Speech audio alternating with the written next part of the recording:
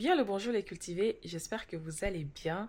On continue de répondre aux cultivés et aujourd'hui on répond à la question de Smith Fernandez qui nous écrit depuis le Congo-Brazzaville et il nous soumet cette citation légendaire de Léopold Sédar Senghor qui dit l'émotion est nègre comme la raison est hélène. Ce n'est pas un sujet facile. C'est l'une des phrases les plus débattues de toute la pensée africaine du XXe siècle et elle mérite qu'on la prenne au sérieux. D'abord, qui est Senghor? Léopold Sédar Senghor, c'est un poète et intellectuel sénégalais, l'une des figures fondatrices du mouvement de la négritude. Ce courant littéraire et philosophique, né dans les années 1930 à Paris, qui revendique fièrement l'identité, la culture et les valeurs du monde noir face à la domination coloniale.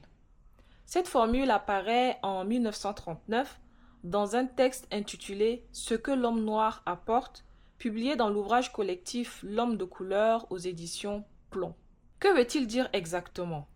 Hélène désigne tout ce qui vient de la Grèce antique et par extension la civilisation occidentale fondée sur la raison, la logique, la démonstration.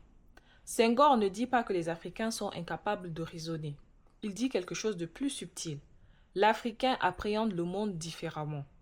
Là où l'Occident analyse, dissèque, catégorise, l'Africain ressent, participe, vivre avec le monde.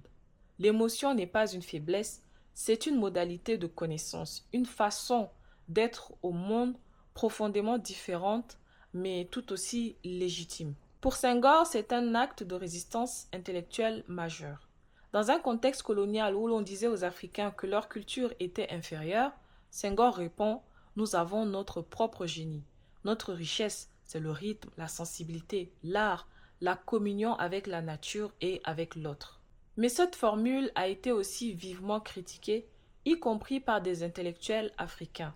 Malgré les attaques auxquelles cette formule a prêté flanc, Senghor n'y a jamais renoncé et se contentait de la préciser, reprochant à ses adversaires de ne pas vouloir la comprendre. Certains lui ont reproché de figer l'Africain dans l'émotion et l'irrationnel, ce qui pouvait paradoxalement rejoindre les préjugés coloniaux. C'est là toute la complexité de Senghor, une pensée née pour libérer et qui a parfois enfermé. Mais ça reste une pensée qui a surtout osé dire au monde que l'Afrique avait quelque chose d'irremplaçable à offrir à l'humanité. J'espère avoir répondu à la question. N'hésitez pas à la compléter. Je sais que c'est une citation qui fait débat, donc je vous invite à poursuivre en commentaire. Je vous dis à bientôt pour un nouveau sujet. En attendant, prenez soin de vous.